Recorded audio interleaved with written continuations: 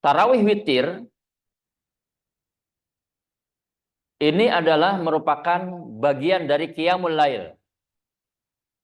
Qiyamul Lail. Menghidupkan malam di bulan Ramadan. Intinya keduanya memiliki dalil yang kuat.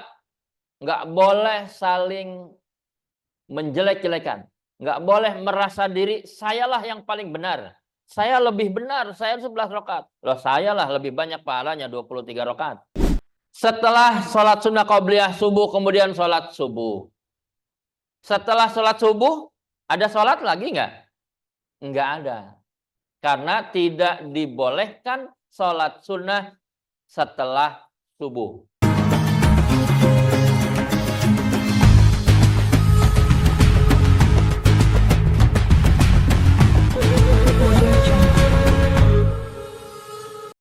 Satu hari puasa, besoknya buka. Terus puasa lagi, selang sekar, selang seling. Itu. Dan kita umat baginda Rasulullah SAW, ketika baginda Rasul diangkat menjadi nabi dan rasul di usia 40 tahun. Saat kenabian kerasulannya di Mekah, ketika pertama kali menerima wahyu di Gua Hiro, usia Nabi pas 40.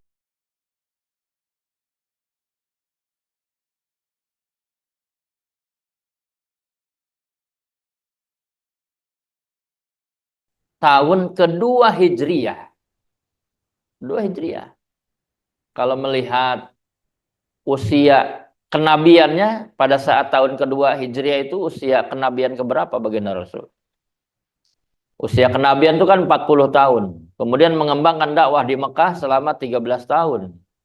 Kemudian setelah itu hijrah ke Madinah. Nah, hijrah ke Madinah itu baru tahun kedua. Setelah Nabi hijrah dalam sejarah 18 bulan Nabi berada di Madinah.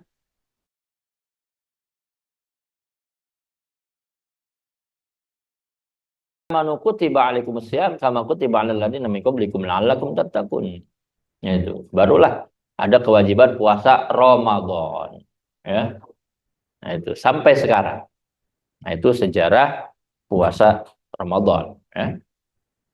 Nah, pada kesempatan yang baik ini saya mendapatkan amanah dari Ambu khususnya untuk kupas masalah atau persoalan-persoalan atau hal-hal yang sekiranya akan menjadi bekal, ya, bagi kita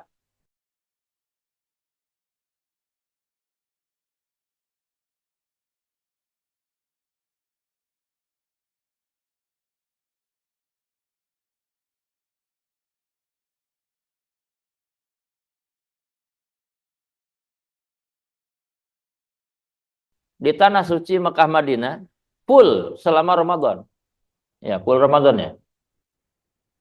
Ini Masya Allah. Itu dalam hadis sebutkan bahwa orang yang umroh Ramadan itu sama dengan ibadah haji pahalanya itu. Kemudian sholatnya juga Masya Allah dilipat gandakan. Apalagi dilaksanakan banyak sekali di sana dengan ibadah tinggal di masjid, i'tikaf. Ini luar biasa. Apa yang harus dilaksanakan di masjid? Tentunya bukan hanya berdiam diri saja. Walaupun hanya berdiam diri di dalam masjid, diawali dengan niat nawaitu an a'takifa fi hadzal masjid madumtu lillahi ta'ala. Niat saya i'tikaf di masjid ini selama saya berada di sini ikhlas karena Allah. Selama berada di masjid, pahala terus mengalir. Walaupun nggak ngapa-ngapain. Itu, duduk saja duduk. Itu. Apalagi kalau melakukan kegiatan-kegiatan yang positif, melakukan kegiatan-kegiatan berupa ibadah-ibadah ritual. Baik berupa zikir maupun berupa sholat. Apalagi sholat ini nanti akan menjadi amaliyah zikrullah. Dalam Al-Quran sebutkan aqimis sholat li zikri, dirikanlah sholat untuk mengingatku. Nah, inilah yang akan kita bahas nih. bagaimana sholat menjadi sarana zikir. Gitu. Nah, sebelum membahas ke arah sana, saya dapat amanah apa saja yang dilaksanakan oleh jamaah itu selama Ramadan, sholat apa saja yang harus dilaksanakan selama berada di tanah suci Mekah Madinah, ya tentunya dengan jamaah di luar Ramadan juga pasti melaksanakan sholat-sholat yang semestinya kita laksanakan di kedua tanah suci. Karena ada hadis baginda Rasulullah SAW, as-sholatu fi masjid hadza, kan gitu. Afdalu min alfi sholatin fi masiwa.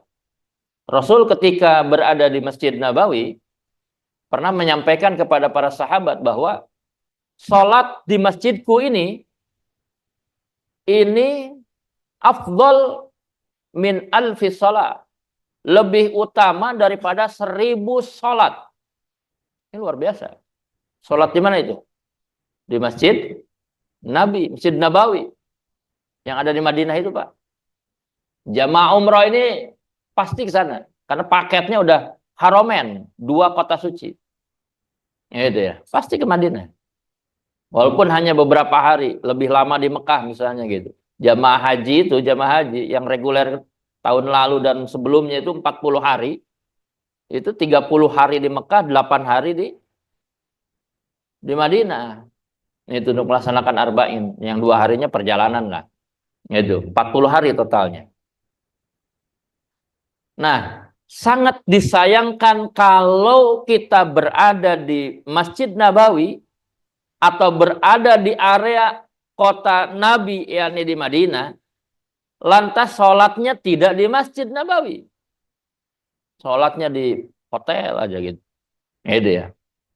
Karena begitu besar fadilah atau keutamaannya sholat di Masjid Nabawi sampai 1000 kali lipat. Artinya kalau sholat di Masjid Nabawi baru 1 rakaat, itu lebih utama daripada 1000 rakaat. Apalagi kalau sholatnya diulang. Yang wajib saja, yang fardu saja itu kan 5 kali dalam sehari. Belum yang sunnahnya. Nah, saat ini di Ramadan ada sholat sunnah tarawih. Ini kemarin Anas sholat tarawihnya pernah kemarin ya, baru pulang ini umrohnya Anas nih. Kemarin sholat tarawihnya di Madinah apa di Mekah? Oh, di Mekah. Coba Anas.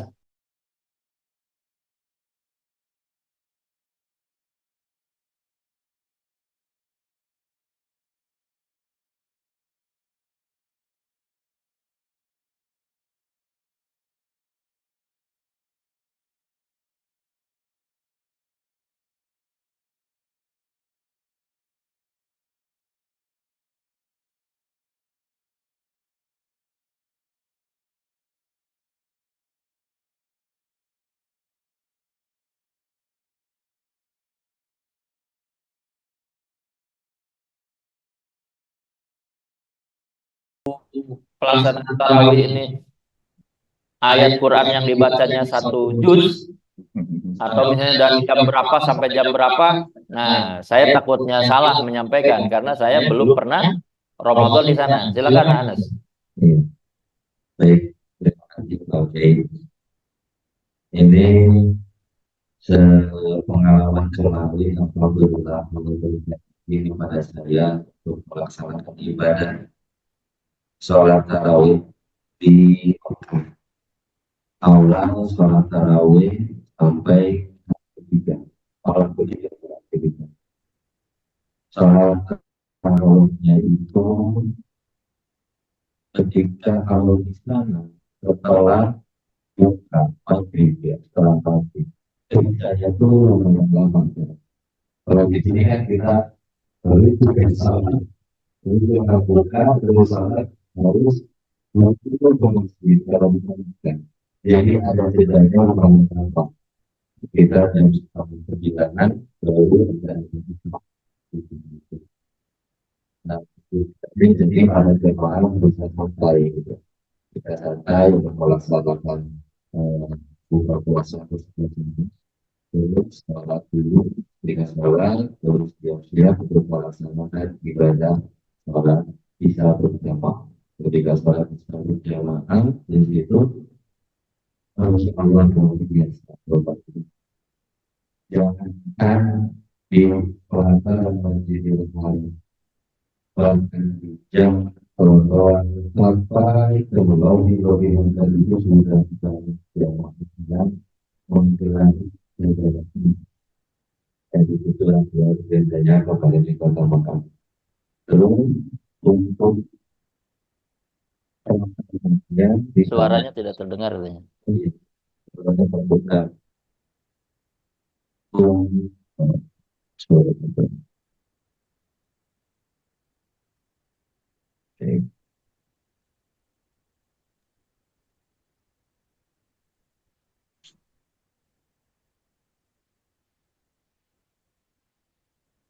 Ya, boleh, boleh. Ini ada saya. Ya, betul. Yes, yes, nah, betul ya. Masya Allah ya, kemarin itu saya awalnya tidak menyangka bahwa banyak belajar saya bahwa sholat tarawih di sana itu lama. Tapi ketika kemarin saya melaksanakan sholat tarawih di sana, tidak terlalu lama. Memang diawali ayat pertama itu Al-Baqarah.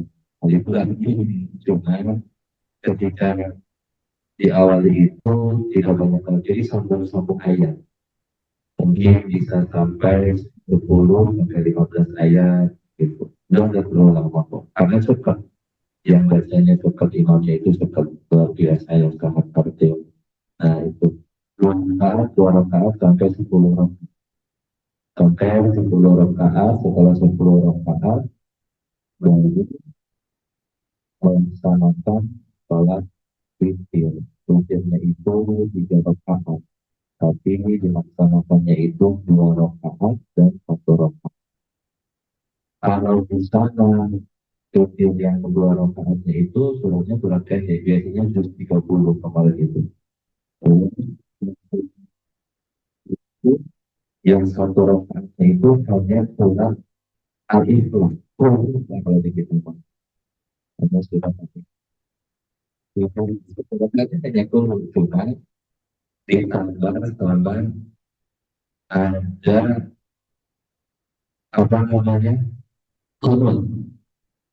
Turunnya lumayan lama, bisa sampai 10-15 menit. Jadi aminnya lama. Amin. Turunnya lama. Setelah itu sudah. Jadi cuma untuk melaksanakan tawaf, meskipun pelaksanaan ibadah tarawih yang tawaf masih tetap berjalan. Itu yang mau melaksanakan tawaf monggo, mau melaksanakan tarawih monggo. Jadi ya itulah mungkin pengalaman kemarin yang saya rasakan ibadah salat tarawih di Masjidil Haram. Jadi itu saja yang bisa saya sampaikan, sharing sebagai pengalaman kemarin. Alhamdulillah. Terima kasih. Saya kembalikan ke Pak Kiai. Aduh, Masya Allah. Cek. Alhamdulillah ya. Jadi Anas ini istimewa nih, kemarin mengawali Ramadannya di Mekah ya. Kurang lebih yang saya tahu dari jam setengah 9 Isya, kemudian mulai tarawehnya itu sekitar jam 9 ya. Jam 9 sampai jam 10 lah. Ya, sampai jam 10 lebih sedikit. Nah, jadi cuma kurang lebih 1 jam tarawih di Mekah itu. Sama mungkin dengan di Madinah ya. Nah, baik. Itu yang pertama ya, sholat tarawih dan witir. Tarawih witir ini adalah merupakan bagian dari Qiyamul Lail. Qiyamul Lail. Menghidupkan malam di bulan Ramadan. Sehingga hadis baginda Rasulullah SAW menyebutkan, Man qama Ramadan imanan wahtisaban ghufira lahu ma taqaddama min dhanbihi. Barang siapa yang menghidupkan malam, Qiyamul Lail, di bulan suci Ramadan, maka dosa-dosa yang pernah dia lakukan, Allah hapus semuanya. Inilah fadilah dari sholat tarawih diantaranya. Ya, tentunya di samping Qiyamul Lail dengan sholat tarawih dan witir, juga ada qiyamul lail yang lain dengan mengisi amalan dengan berzikir dan membaca Al-Qur'an. Sehingga ada hadis baginda Rasulullah SAW antara puasa dan membaca Al-Qur'an ini keduanya akan memberikan syafaat nanti di hari kiamat. Ya. Jadi ada dialog gitu ya. Kata Al-Qur'an, "Ya Allah." Nah, itu. "Ya Rasulullah." Nah, itu. Kata Saum nih, "Izinkan saya memberi syafaat kepada orang yang berpuasa nanti di hari kiamat. Karena aku telah mencegah mereka dari makan dan minum di siang hari." Kemudian Al-Quran juga berkata, "Ya Allah, ya Rasulullah, izinkan saya untuk memberikan syafaat nanti di hari kiamat kepada orang yang membaca Al-Quran. Karena saya telah mencegah tidurnya orang Islam di malam hari dengan membaca Al-Quran." Akhirnya, qala, baginda Rasul berkata, "Huma yashfa'an." Keduanya bisa memberikan syafaat. Nah, Masya Allah, Ramadan ini siangnya kita puasa, malamnya kita dibanyakin dengan qiyamul lail, dengan sholat sunnah tarawih witir, begitu dengan juga dengan membaca Al-Quran. Insya Allah kita akan mendapatkan pertolongan Allah Subhanahu wa Ta'ala. Nah, kemudian amalan-amalan lain selama berada di tanah suci di bulan Ramadan adalah diantaranya memberikan buka puasa bagi mereka yang punya kelebihan harta. Di sana itu luar biasa. Ketika ada jamaah misalnya nih nggak punya uang, sekedar untuk buka puasa itu pasti ada. Karena makanan itu apalagi untuk takjil berlimpah sana selama Ramadan ini.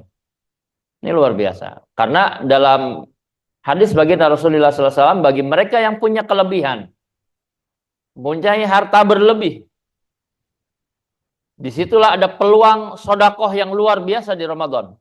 Sehingga dalam hadis baginda Rasul mengatakan, ayyus sodakoh afdal. Sodakoh yang paling utama itu sodakoh apa? Jawabannya adalah as-sodakoh fi Ramadan. Sodakoh di bulan Ramadan. Ini Masya Allah. Bagi kita nih, apalagi sodakohnya untuk memberikan berbuka puasa. Untuk takzil. Itu. Dalam hadis Nabi sebutkan, man fattara sha'iman, barang siapa yang memberi bukaan puasa. Yang memberi makanan atau minuman atau ya katakanlah uang untuk berbuka puasa. Untuk dibelanjakan berbuka puasa, maka orang yang memberi bukaan puasa itu dia mendapatkan pahala orang yang berbuka dari harta yang dibelanjakannya. La yanqusu syai'an min ujurihim. Tidak dikurangi sedikit pun pahala dari orang itu. Jadi double pahalanya. Pahala kita yang puasa, pahala orang lain yang berbuka atas sedekah kita, kita dapat pahala orang itu dari satu orang. Kalau dua orang ya berarti bukan hanya double tapi triple. Kalau banyak orang, sebanyak itulah kita mendapatkan pahala puasa dari sedekah yang kita keluarkan. Masya Allah tabarakallah. Baik, bismillahirrahmanirrahim. Bapak Ibu yang dirahmati oleh Allah Subhanahu wa Ta'ala, duyufullah, duyufur rahman, calon tamunya Allah, tamunya Rasulullah Sallallahu Alaihi Wasallam. Karena sholat di dua tanah suci, baik di Madinah maupun di Mekah, tadi sudah disampaikan kalau sholat di Masjid Nabawi 1000 kali lipat lebih utama.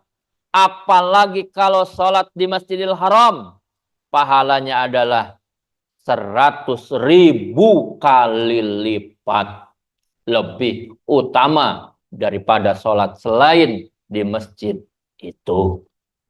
Kita sholat di Indonesia, jangankan 100.000 kali sholat, jangankan 100.000 rakaat,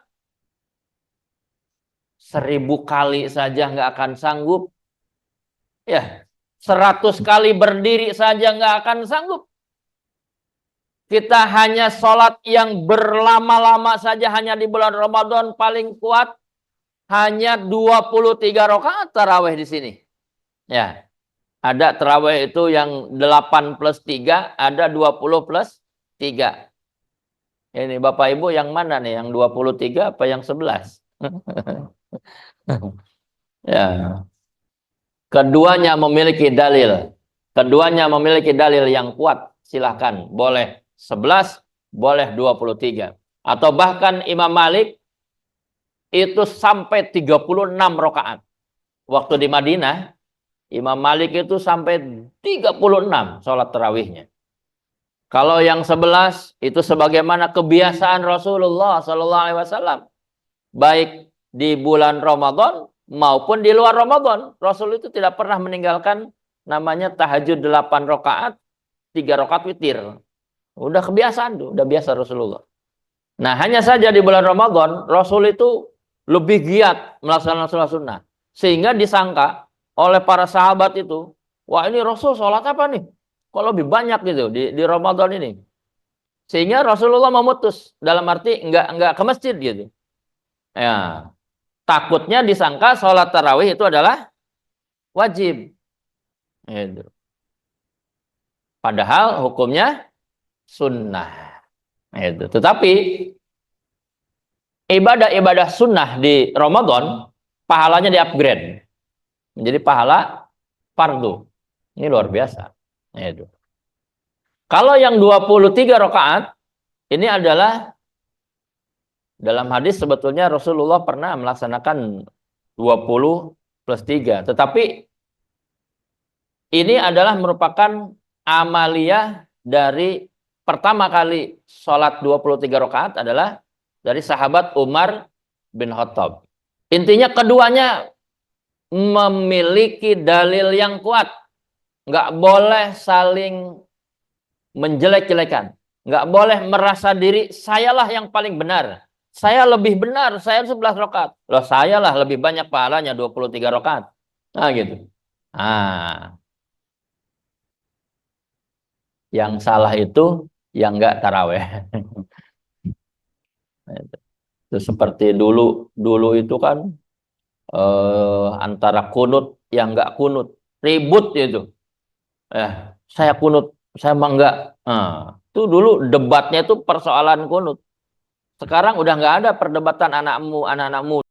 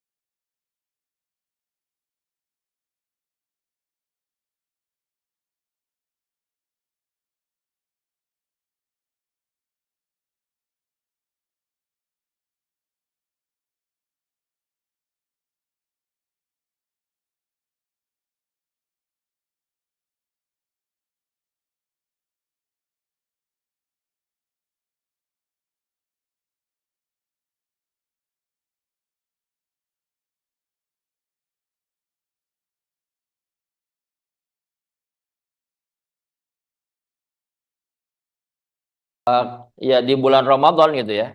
Rutinitas sholat dari mulai bangun tidur, yuk kita sebutkan dulu nih. Rutinitas dari bangun tidur.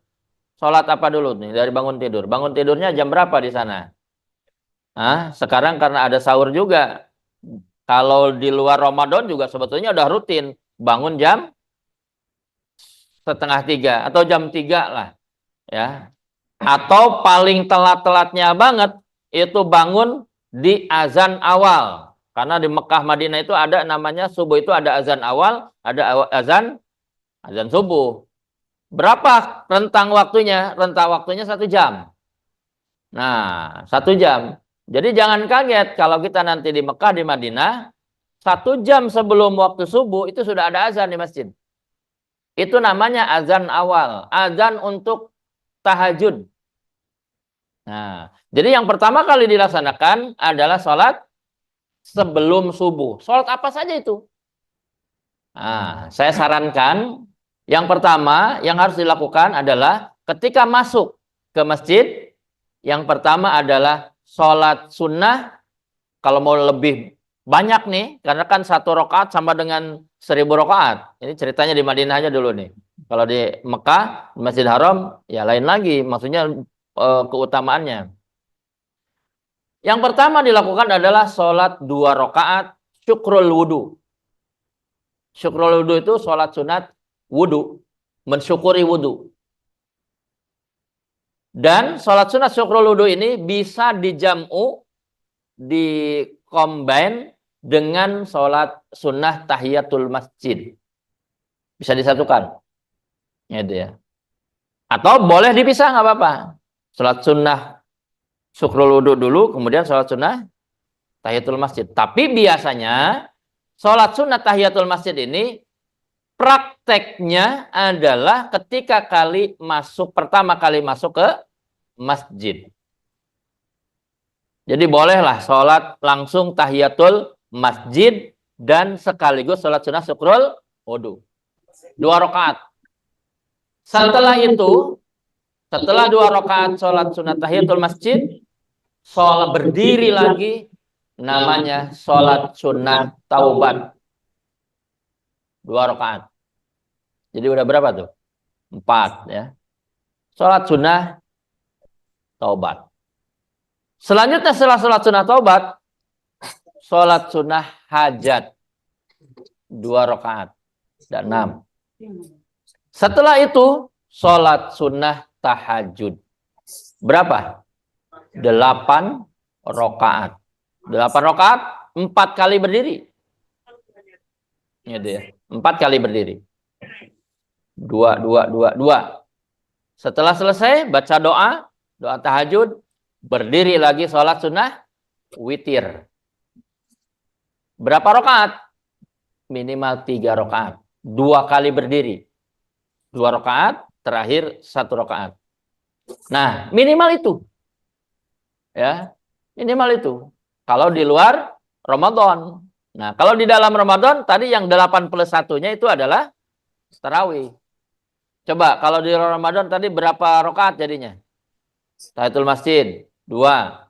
Taubat, 2, 4. Hajat, 2, 6. Tambah tahajud, 8. Berapa? Hah? 14. 14 tambah 3. Jadi 17. Kalau mau dipisah syukrul wudu dengan tahiyatul masjid, berarti 19. Itu. Kalau mau disatukan, berarti 17 rakaat. Dan 17 rakaat ini di qiyamul lail. Nah, ini kan masuknya ke qiyamul lail nih.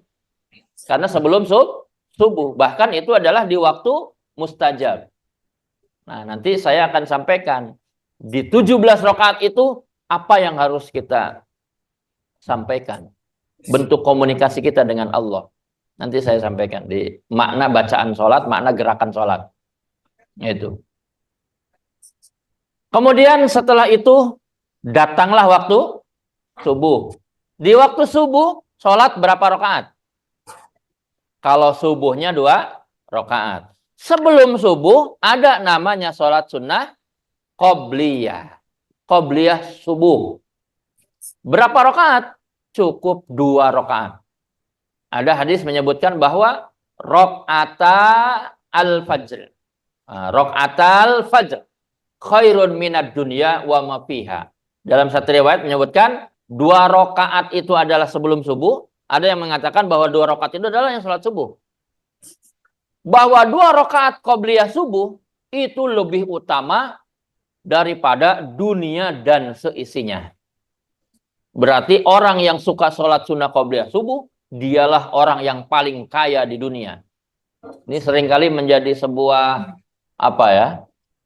trik santri ini. Bahwa ketika ditanya siapakah orang yang paling kaya di dunia, 10 peringkat yang paling kaya di dunia. Dari urutan 10 dulu kan itu. Urutan 10 sampai urutan kedua yang paling kaya di dunia katanya Elon Musk yang memiliki harta berapa ribu triliun gitu. Nah, cek santri teh belum ada apa-apanya uang 1.000 triliun itu dibandingkan dengan saya yang selalu sholat sunnah qobliyah subuh. Karena orang yang selalu sholat sunnah qobliyah subuh memiliki harta kekayaan lebih besar, lebih utama daripada dunia dan seisinya. Jadi orang yang paling kaya di dunia adalah dialah orang yang selalu sholat subuh qobliyah.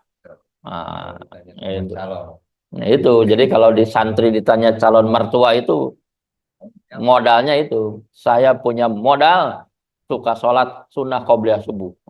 Dan saya nggak pernah kesiangan sholat subuh.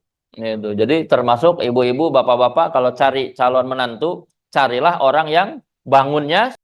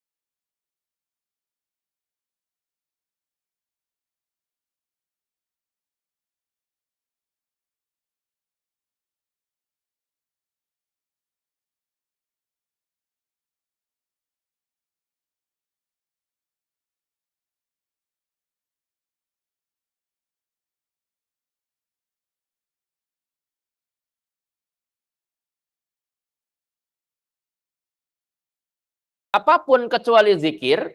Jadi pada sholat subuh nih, zikir, baca Quran, atau melafalkan kalimat-kalimat thayyibah, subhanallah walhamdulillah, iktikaf di masjid sampai datang waktu duha, kemudian dia sholat 2 rakaat sholat duha, maka sholat itulah pahalanya sama dengan pahala haji dan umroh, tam, sempurna, sempurna, sempurna. Mendapatkan pahala umroh. Luar biasa. Gitu. Berapa rakaat sholat duha? Sholat sunnah duha? Minimal 2 rakaat. Atau 4 rakaat. Atau 6 rakaat. Paling banyak 12 rakaat. 2, 2, 2, 2. Gitu. 6 kali berdiri. Gitu. Dan sholat duha ini banyak sekali referensi mengatakan, literasi dalam literatur disebutkan bahwa duha itu adalah duitnya pengusaha. Jadi kalau banyak duit itu identiknya dengan pengusaha. Kalau rajin sholat duha, ya duha itu duitnya pengusaha. Sholat penarik lijal birizki, narik rezeki duha itu. Kalau 2 rakaat katanya ini ilustrasi, ini mah ilustrasi ya, hanya ilustrasi saja. Ibaratnya ada sebuah gudang harta, ya di dalamnya ada emas, intan, berlian, uang banyak di gudang itu. Nah, kalau kita katanya sholat 2 rakaat, itu baru pegang kuncinya, kunci gudang itu, baru pegang kunci, baru dapat kuncinya.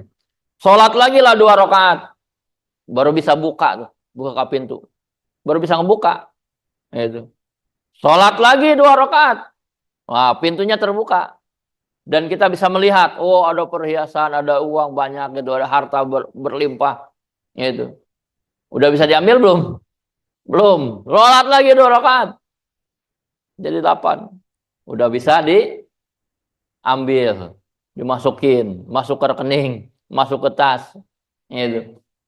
Udah bisa dinikmati? Belum. Itu belum juga. Sholat lagi. Sehingga sampai terakhir itu insya Allah rezeki yang didapatkan segudang itu bisa dinikmati oleh kita, bisa dinikmati oleh keluarga kita, bisa dinikmati oleh semua orang-orang yang kita cintai. Sholat duha. Makanya doanya sholat duha itu kan Allahumma in kana rizki fis sama fangzilhu. Kalau ada rizki di atas, di langit, turunkan ya Allah. Wa in kana fil ardi, kalau ada di bawah bumi, di lapisan di perut bumi, fa'ahrijhu, keluarkan ya Allah. Wa in kana ba'idan, kalau jauh, faqaribhu, dekatkan. Wa in kana haraman, kalau jalan rezeki yang saya mau dapatkan ini adalah di jalan yang haram, maka belokkanlah ya Allah di jalan yang halal. Wa in kana mu'assiran, kalau susah didapatnya, fayasirhu, maka mudahkanlah. Kalau seandainya sedikit, fakasirhu, banyakkanlah ya Allah. Jangan sedikit-sedikit gitu ya. Tapi pengen langsung banyak. Nah, gitu. Itulah duha. Itu fadilah salat duha. Setelah beres salat duha, kemudian ada salat zuhur. Sebelum zuhur ada qobliyah, 2 rakaat. Atau ada riwayat 4 rakaat. 4 rakaat ini boleh 2-2 atau boleh 4 sekaligus. Tapi kalau sholat sunnah 4 rakaat atau sholat sunnah 3 rakaat, karena ada yang sholat witir itu 3 rakaat sekaligus lah. Sekaligus ya. Itu nggak boleh ada tahiyat awal. Jadi langsung berdiri. Gitu. Paling ada namanya duduk istirahat. Dia setelah 2 rakaat, gitu ya, setelah 2 rakaat, nggak langsung berdiri, tapi duduk sebentar. Tapi seukuran baca subhanallah. Nggak begitu lama, terus berdiri. Gitu. Beda dengan rakaat kedua, kan rakaat kedua begitu sujud yang kedua langsung bangkit dan berdiri kan? Gitu. Tapi kalau setelah rakaat kedua, kalau misalnya kita mau coba sholat sunnah qobliyah zuhur 4 rakaat. Itu sekaligus 4 rakaat tanpa memakai tahiyat awal. Itu. Beres sholat zuhur, ba'diyah zuhur, ketemu lagi dengan asar. Qobliyah asar, kemudian sholat asar. Ba'diyah asar ada? Enggak. Kemudian ketemu lagi dengan maghrib. Ada qobliyah maghrib walaupun ghairu mu'akkadah. Gitu ya. Sholat maghrib 3 rakaat. Setelah sholat maghrib ada ba'diyah 2 rakaat. Kemudian ketemu lagi dengan sholat isya. Ada qobliyah isya. Kemudian sholat isya 4 rakaat. Ada ba'diyah isya. Nanti ketemu lagi di waktu tahajud. Gitu. Nah, waktu tahajud itu tadi yang 17 rakaat.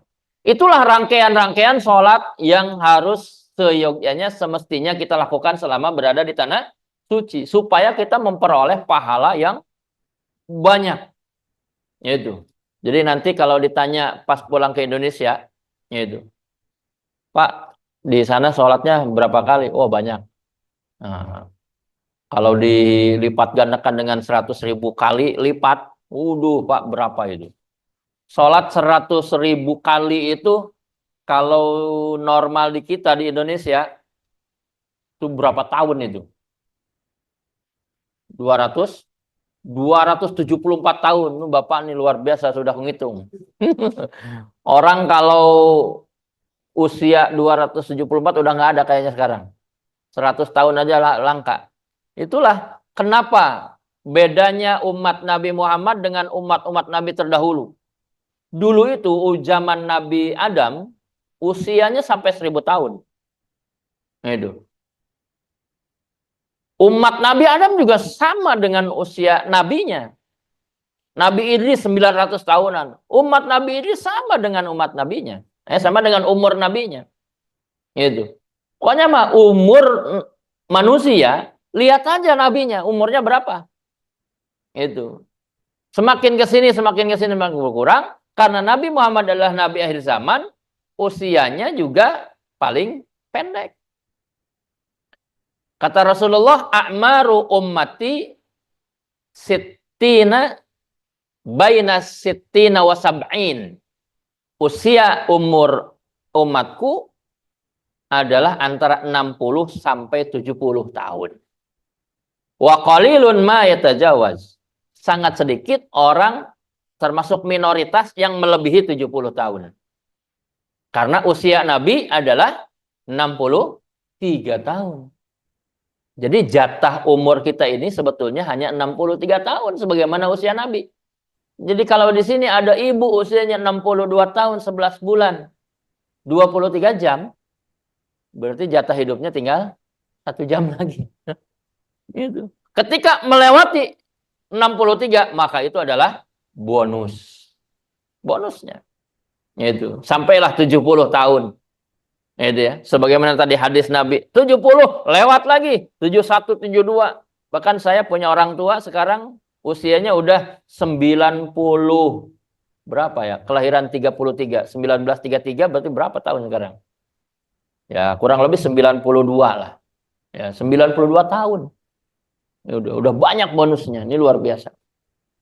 Nah, baik, tadi rangkaian sholat sudah kita bacakan, sudah kita kaji bersama. Sekarang kualitasnya. Tadi kita bicara kuantitas. Sekarang kita bicara kualitas sholat. Siapakah orang yang sholatnya berkualitas? Tentunya orang yang khusyuk dalam sholatnya. Orang yang khusyuk dalam sholatnya, ini adalah sholat yang akan membawa keajaiban.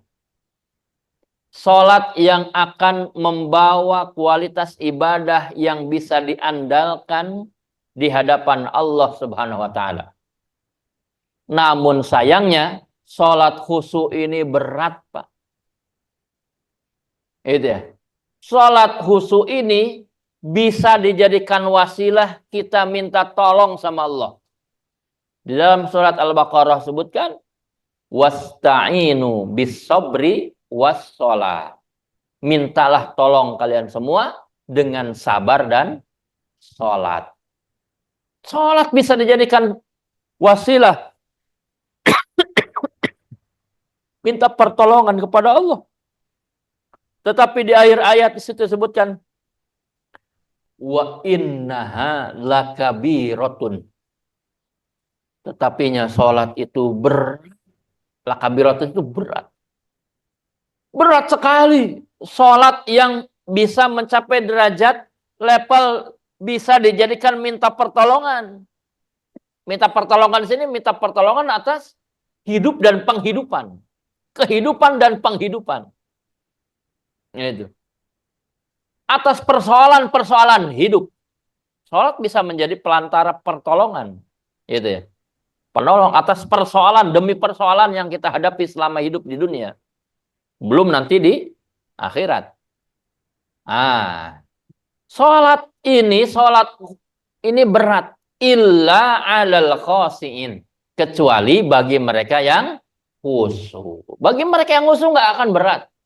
Tinggal bagaimana caranya supaya sholat kita khusyuk. Sholat khusyuk itu, lanjutan ayatnya, paling tidak ada 2. Ketika orang ingin khusyuk, lakukan 2 hal. Yang pertama, lanjutan ayatnya. Alladzina yadhunnuna annahum mulaqu rabbihim. Orang yang sholatnya khusyuk, yang pertama adalah orang yang meyakini bahwa dirinya sedang berhadap-hadapan dengan Allah. Sedang melakukan komunikasi dengan Allah. Yang kedua, wa annahum ilaihi raji'un. Dan dia punya keyakinan diri bahwa suatu saat nanti dia akan raji'un. Apa itu raji'un? Kembali kepada Allah. Dia akan kembali kepada Allah. Nah, biasanya masyarakat kita dan kita punya persepsi anggapan bahwa kalau raji'un itu adalah inna lillahi wa inna ilaihi raji'un ya. Wafat ya, meninggal. Ya bolehlah, nggak apa-apa. Artinya apa? Kalau kita sholatnya ingin khusyuk, kalau misalnya bapak berjamaah sama ibu sama anak, bapak jadi imam, sampaikan ke istri, ke anak, Bu, nah, ini adalah sholat ayah yang terakhir. Ini adalah sholat kita yang terakhir. Karena ayah setelah sholat akan dipanggil oleh Allah. Kalau kita punya prasangka demikian, ini adalah merupakan sholat terakhir karena setelah sholat akan wafat, akan mati, sholatnya akan benar apa enggak? sholatnya akan khusyuk apa enggak? Pastinya akan khusyuk.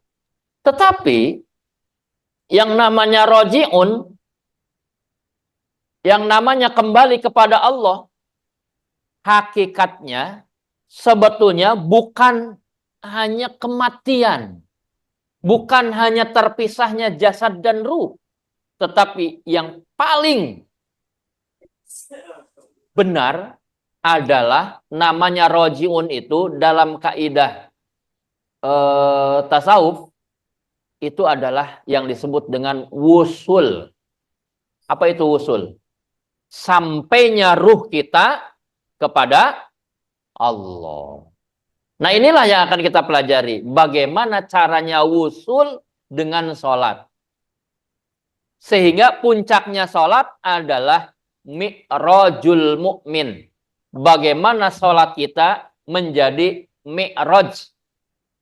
Apa itu mi'raj? Mi'raj itu gambaran Rasulullah ketika Isra Mi'raj. Nah, Mi'rajnya ini, kalau Isra itu kan perjalanan dari Mekah ke Palestina. Dari Masjid Haram ke Masjid Aqsa, itu Isra. Tapi kalau Mi'raj, naiknya baginda Rasul dari bumi Palestina, di Baitul Muqaddas, sampai ke Sidratul Muntaha.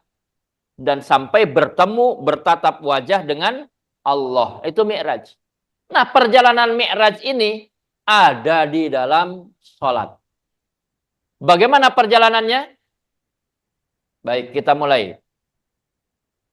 Yang pertama, namanya pertemuan dengan Allah berarti kita berkomunikasi dengan Allah. Kunci nih, kalau komunikasi berarti secara zahir, secara syariat aja dulu nih. Secara syariat berarti nyambungnya obrolan. Betul nggak, Pak? Saya ngomong sekarang, berkomunikasi dengan ibu bapak sekalian. Apa yang saya sampaikan, ibu bapak paham? Ngerti maksudnya? Ngerti kan? Ngerti bahasa saya? Bahasa yang saya sampaikan adalah bahasa Indonesia. Ngerti ya? Kalau saya di sini ngomong dengan menggunakan bahasa Arab, misalnya ayyuhal hadiron nahnu nataki fi hadzal majlis linata'allama al-ulum alladhi yunasibu bi'annakum yadhhabuna ila Makkatil Mukarramah lil umrah wa huna nahnu nata'abbadu. Nah, ini dengan segini paham nggak Bapak Ibu kalau saya pakai bahasa Arab? Nah, kalau nggak belajar bahasa Arab artinya komunikasinya jalan apa enggak? Enggak. Itu. Makanya yang pertama yang harus kita lakukan, karena sholat adalah merupakan sarana komunikasi kita dengan Allah, yang harus kita pahami adalah pahami bacaan-bacaan di dalam sholat. Itu. Yang kedua, pahami gerakan-gerakan yang ada di dalam sholat. Karena yang namanya komunikasi tidak hanya sebatas ucapan. Sekarang ada nggak? Karena dia nggak bisa ngomong, ada nggak bahasa tubuh? Ada kan dengan isyarat gitu kan? Di TV gini orang satu kikian dah. Sehingga bisa berkomunikasi. Jadi ada dua hal penting. Ketika sholat kita ingin menjadi sarana komunikasi antara kita dengan Allah. Satu, pahami bacaan sholat. Yang kedua, pahami gerakan sholat. Allahu Akbar. Ada takbiratul ihram. Naon ieu maksudnya diangkat? Apa maksudnya tangan diangkat? Allahu Akbar. Ditempelkan di dada atau di atas perut. Apa maksudnya? Allahu Akbar ruku. Apa maksudnya? Apa filosofi kita di dalam ruku? Sudah tahu apa belum?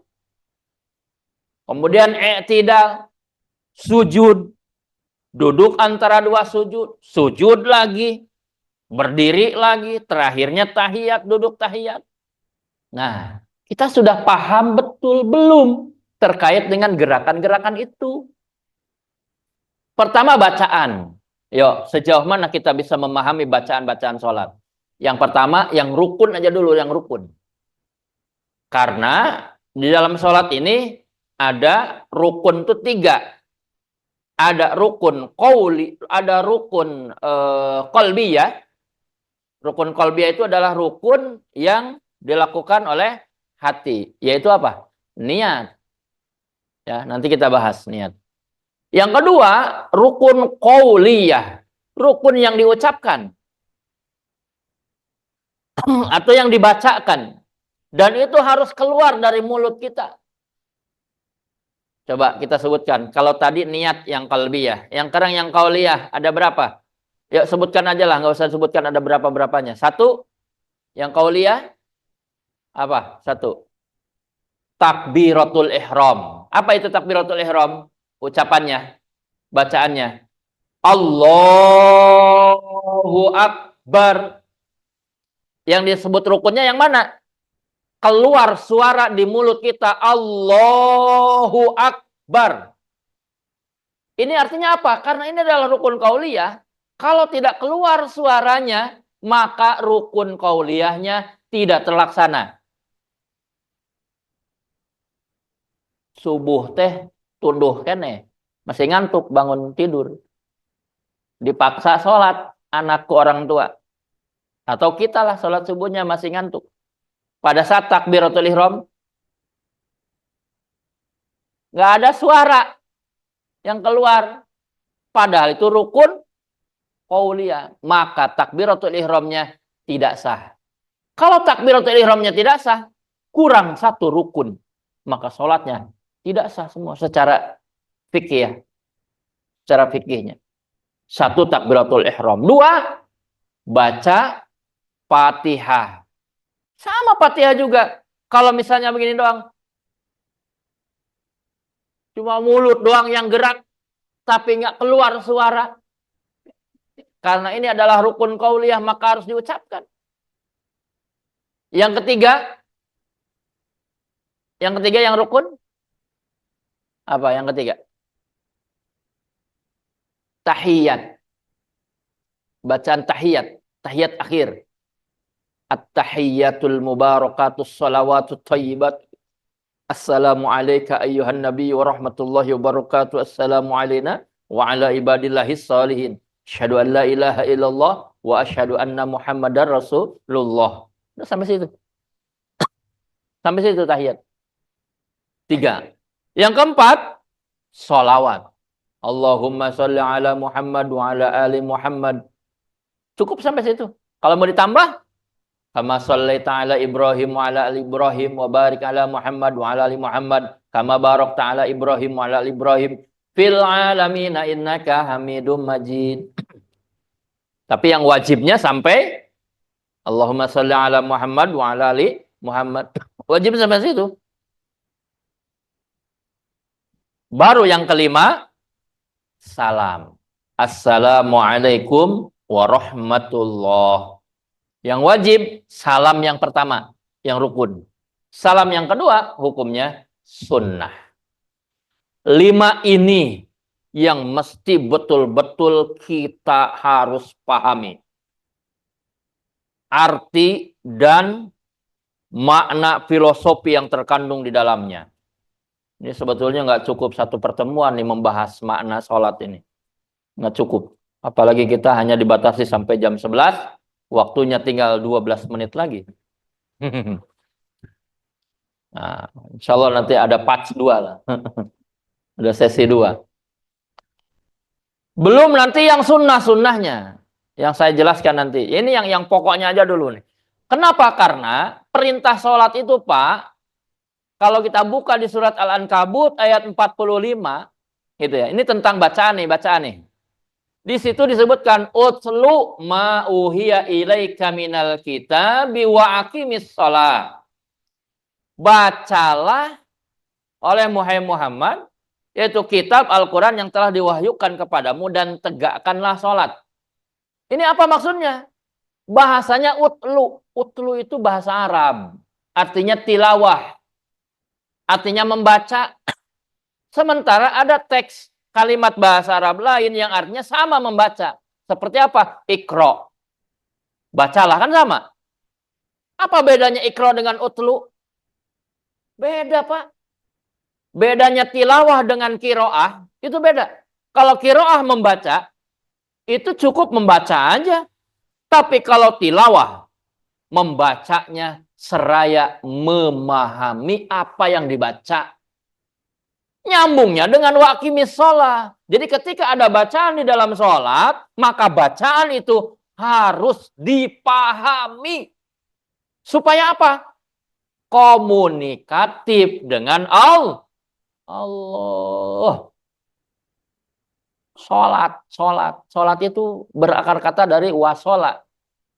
Artinya tersambung. Sholat itu tersambung. Jadi lamun sholat nanti tersambung berarti sholat nanti hanya sekedar apa ya? Nah itu tadi belum bisa menjadi wasta'inu bisabri wassalah. Sok pahami. Pertama dari takbiratul ihram. Ya, takbiratul ihram. Allahu Akbar. Nah, ini coba Manas lanjut teks intinya. Nah, ini nih. Ada nggak? Nah, ini. Ada berapa gerakan ini sholat ini? Pertama berdiri, ya. Kemudian takbir. 1, 2, 3, 4, 5, 6, 7, 8, 9, 10, 11, 12. Ada 12. Ini simbol sebetulnya. Sama dengan angka jam, waktu.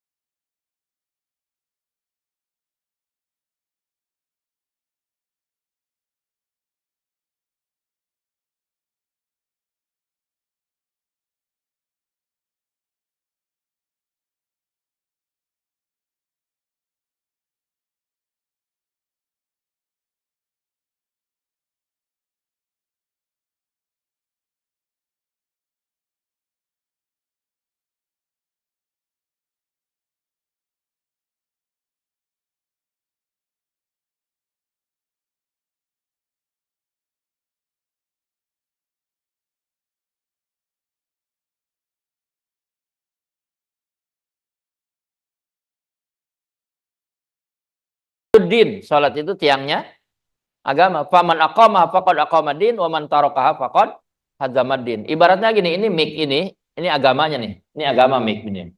Dipegang oleh rukun Islam. Jari kita yang 5 ini rukun Islam. Jempol ini sahadat. Telunjuk ini salat.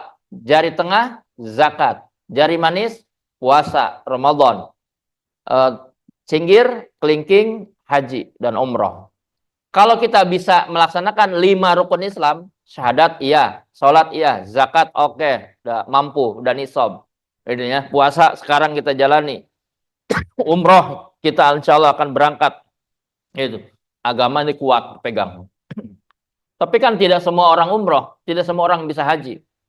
Ya, karena pergi haji butuh materi, pergi umroh butuh materi. Tapi ketika dia nggak mampu, agamanya masih kepegang? Masih kepegang. Kemudian puasa Ramadan, puasa aja, gitu ya. Ada nggak umat Islam yang nggak puasa dan boleh untuk tidak puasa? Banyak. Orang yang nggak mampu itu nggak kuat, boleh nggak puasa. Anak kecil nggak boleh meninggalkan puasa karena belum balik. Nah, kewajiban puasa itu kan 1 Islam, 2 balik, 3 mampu, kuat, sehat. 4 berakal. Jadi kalau ada orang Islam nggak puasa, Islam nggak? Islam, gitu ya. Nggak puasa nih, Islam. Apa tadi yang kedua? Balik. Dia udah balik tapi nggak puasa gitu. Kemudian mampu. Banyak orang anu jag-jag, belejag, fisiknya sehat tapi nggak mampu. Banyak ya. Nah, tinggal dipertanyakan yang keempat. Akalnya sehat apa enggak? Kalau dia tetap nggak puasa berarti ya begitulah kira-kira. Nah, itu tadi itu. Orang nggak puasa karena uzur, boleh. Agamanya masih kepegang kuat. Kemudian zakat. Tidak semua orang wajib zakat. Karena zakat itu harus nisab. Kan itu.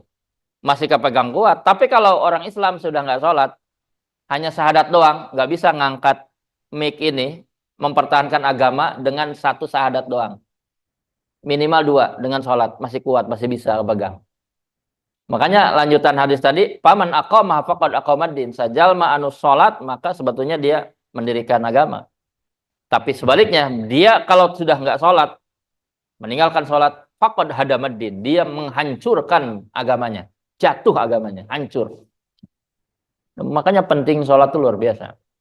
Oke, kita lanjut.